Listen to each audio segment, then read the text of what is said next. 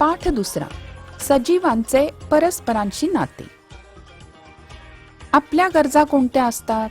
तर अन्न, पाणी, हवा, वस्त्र आणि निवारा. आणि या गरजा आपल्या परिसरातूनच पूर्ण होतात.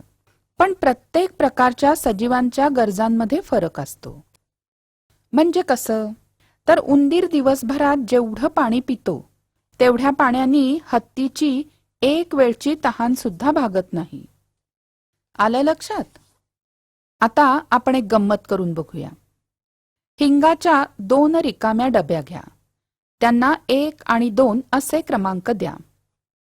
त्या पाऊण भरतील इतकी माती त्यात टाका. बिया पेरण्यासाठी पाणी घालून माती पुरेशी ओली करा. आता मोड आलेल्या मटकीच्या 2-2 बिया त्या दोन्ही डब्यामध्ये पेरा. पहिल्या डबीला रोज फक्त एकदा 2 चमचे पाणी द्यायचं. दुसऱ्या डबीला रोज 4 वेळा 4 चमचे पाणी द्यायचं. असं किती दिवस करायचं? 6 दिवस.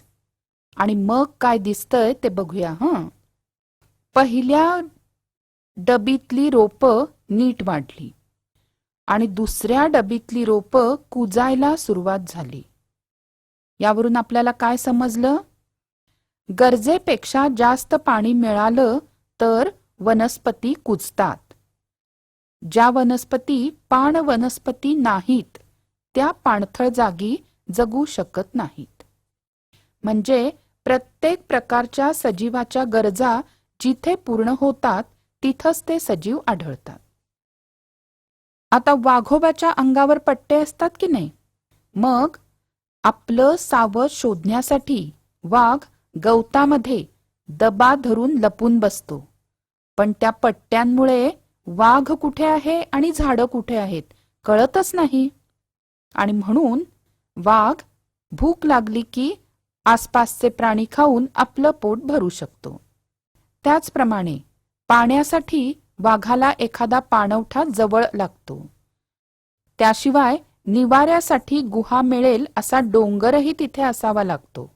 आणि या सगळ्या गोष्टी जिथे असतील तिथेच वाघोबा राहतो. वाघोबा हा तर झाला जंगली प्राणी. पण आपल्या काही गरजा पूर्ण व्हाव्यात म्हणून माणूस सुद्धा काही प्राणी पाळतो हं. त्या प्राण्यांवर तो माया करतो, त्यांची नीट काळजी घेतो, त्यांना खाऊ पिऊ घालतो. आजारी पडले तर त्यांच्यावर उपचार करतो. या बदल्यात त्या प्राण्यांकडून सुद्धा माणसाला काय मिळतं? तर दूध दुभतं, मांस, अंडी किंवा काही वेळेला ओझी वाहण्यासाठी हे प्राणी उपयोगी पडतात. जसं कुत्रा घराची राखण करतो, मेंढ्यांपासून माणसाला लोकर मिळते, या प्रकारे. याशिवाय गाई म्हशींच्या शेणापासून गोवऱ्या थापतात. गोवऱ्या हा ज्वलनशील पदार्थ आहे म्हणून ग्रामीण भागामध्ये इंधन म्हणून गोवऱ्या वापरतात. जनावरांच्या विष्ठेपासून गोबर गॅस नावाचा ज्वलनशील वायू तयार करतात, तोही इंधन म्हणून वापरतात. आता माणसाला ही जशी प्राण्यांची गरज असते तशीच वनस्पतींची पण असते. कारण वनस्पतींकडून माणसाला अन्नधान्य, भाजीपाला, फळं, फुलं, कापूस या गोष्टी मिळतात. आणि म्हणूनच अशा वनस्पतींची माणूस पद्धतशीर लागवड करतो, त्यांना पाणी देतो, खत देतो आणि कीड लागू नये म्हणून कीटकनाशक फवारतो. वनस्पती सुद्धा आपल्या गरजा पूर्ण करतात. परिसरातल्या इतर सजीवांना सुद्धा अन्न परिसरातनच मिळतं. जसं सरडे किडे खातात, साप उंदीर आणि बेडूक खातात, वाघ हरणांना खातो, गाई म्हशी गवत खातात. म्हणजे सर्व सजीवांना वेगवेगळं अन्न लागलं तरीही ते त्यांना परिसरातनच मिळतं. काही प्राणी म्हणजे जसं माकडं आणि खारी झाडावरच मुक्कामाला असतात. त्यामुळे त्यांचा शत्रूपासून बचाव होतो आणि झाडावरची फळं खाऊन ते आपलं पोटही भरतात. त्यांना म्हणायचं वृक्षवासी प्राणी, कारण ते जास्तीत जास्त वेळ झाडांवर घालवतात. ज्या झाडांच्या आधाराने ते जगतात त्या झाडांना ते मदतही करतात. कशी करतात?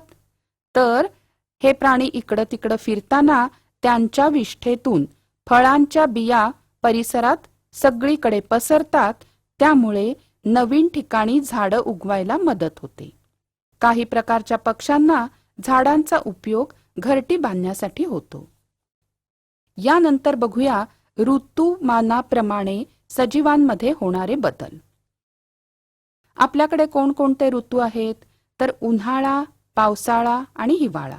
उन्हाळ्यात आपण सुती कपडे वापरतो आणि खूप पाणी पितो. पावसाळ्यामध्ये भिजू नये म्हणून छत्री किंवा रेनकोट किंवा इरले वापरतात. हिवाळ्यामध्ये थंडी वाजू नये म्हणून उबदार कपडे वापरतात. माणसावर जसा हा ऋतूंचा परिणाम होतो तसा इतर सजीवांवर पण होतो.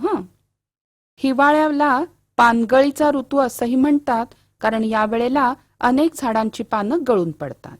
आणि प्राण्यांच्या बाबतीत काय होतं? ज्या प्राण्यांच्या अंगावर केस असतात त्यांचे थंडीमध्ये केस आणखी दाट होतात आणि थंडीपासून त्यांचं आपोआप संरक्षण होतं.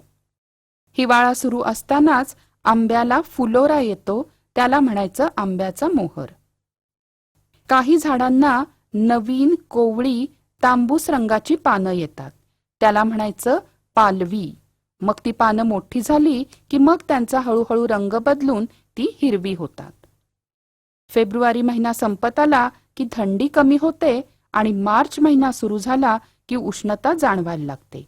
चक्क उन्हाळा सुरू होतो. त्यावेळेला अनेक झाडांना ही पालवी फुटते. याच वेळेला कोकिळ पक्षाचा मंजूळ आवाज सुद्धा ऐकू येतो. उन्हाळ्यात बाजारात येणारी फळं म्हणजे आंबे आणि कलिंगड. कोकणात आंब्याच्या जोडीने काजूचाही हंगाम असतो. डोंगर उतारावर सगळीकडे काजूच्या झुडपांना लाल पिवळी बोंड लागलेली दिसतात. जून महिन्यात आभाळात काळे ढग दिसतात आणि पावसाळ्याची चाहूल लागते. तोपर्यंत बाजारामध्ये आणखीन फळं येतात, फणस, करवंद आणि जांभळं.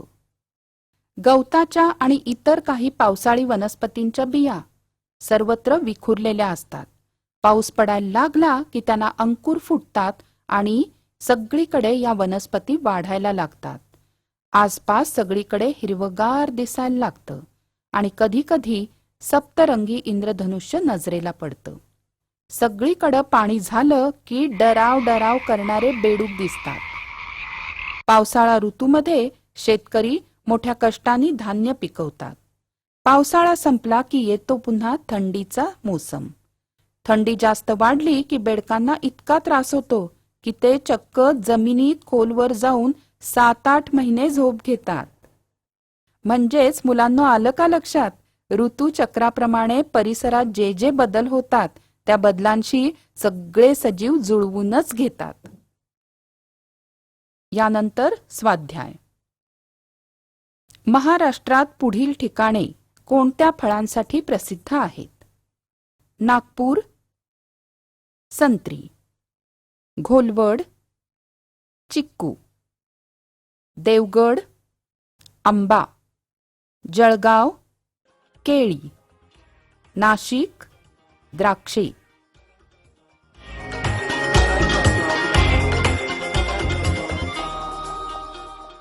आशा आहे या व्हिडिओमधील टॉपिक तुम्हाला समजले असतीलच.